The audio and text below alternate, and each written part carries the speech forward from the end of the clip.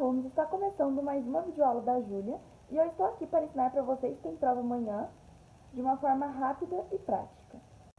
Não se esqueçam de curtir e compartilhar para ajudar a tia aqui a levar conhecimento para várias pessoas. O assunto de hoje é a ditadura de Lord Oliver Cromwell. E para começar é importante a gente explicar quem era esse cara. Cromwell nasceu no dia 25 de abril de 1599 no leste da Inglaterra.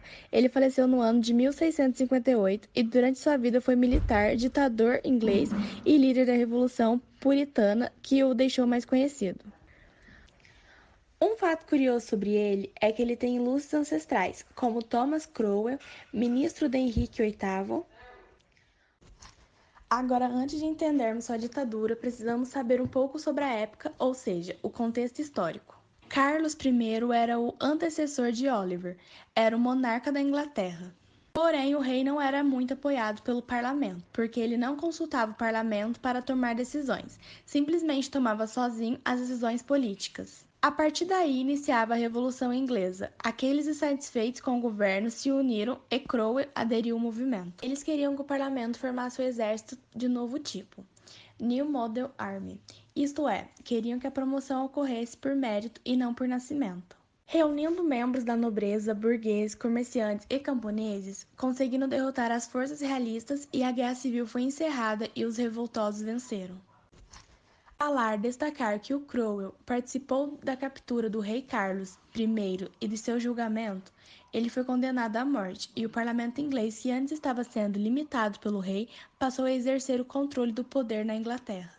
A partir desse momento, a monarquia é abolida e inicia-se a república. Essa república ficou conhecida como Commonwealth e tinha alguns aspectos ditatoriais. Ao mesmo tempo que Cromwell combatia militarmente monarquistas apoiados pela Escócia, ele também matava diversos líderes do Diggers e Levers, que eram radicais protestantes da Inglaterra. Já no campo econômico, ele focou bastante em acabar com a concorrência holandesa com a aprovação dos atos da navegação. Mas, prof, o que era isso? Segundo essa lei dos atos de navegação, nenhuma embarcação estrangeira que não seja bem-vinda no mesmo país de origem poderia ao menos se aproximar do litoral inglês.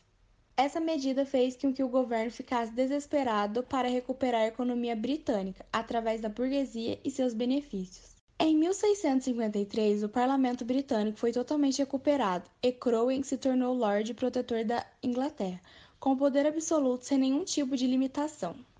Aí ele conquistou a liderança máxima e até cogitou em realizar uma coroação como rei da Inglaterra. Só recusou a proposta porque não queria que as pessoas já achassem que era a volta do antigo regime. Apesar disso, seus poderes eram bem próximos com um de monarca, e por isso ele indicou o seu filho Richard Cromwell como seu sucessor, que com a morte de Oliver tinha o governo nas mãos.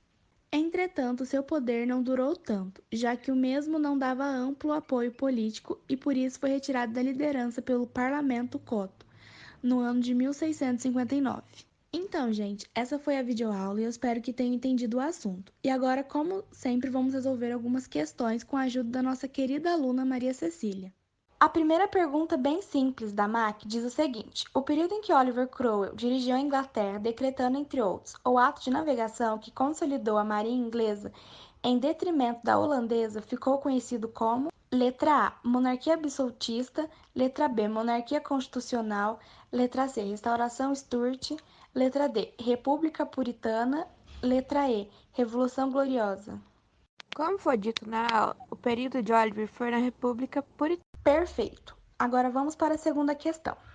É possível afirmar que o artista, ao satirizar Cromwell, estava relacionando-o ao fato de auto-intitulado Lorde Protetor?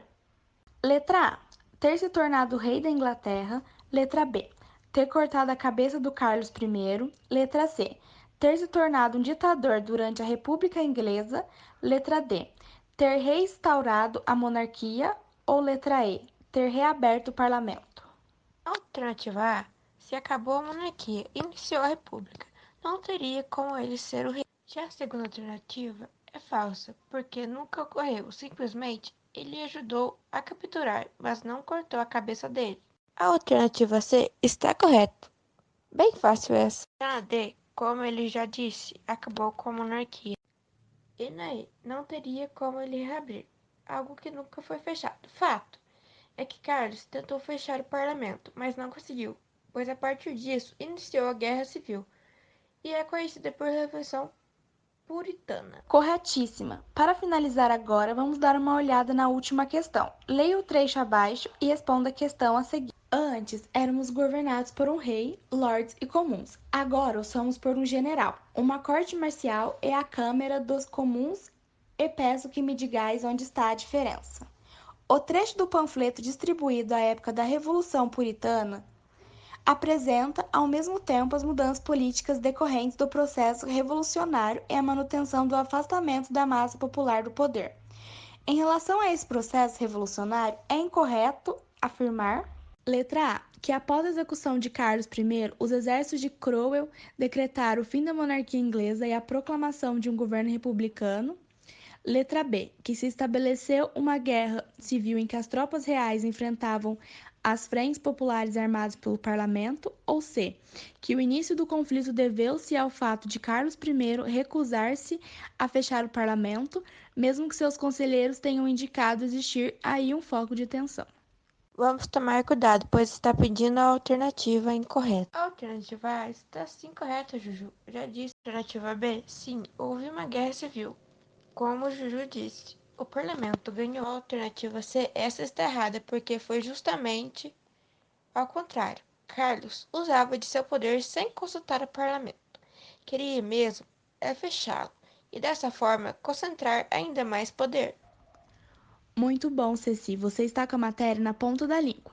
Espero que vocês de casa também estejam. E até a próxima aula.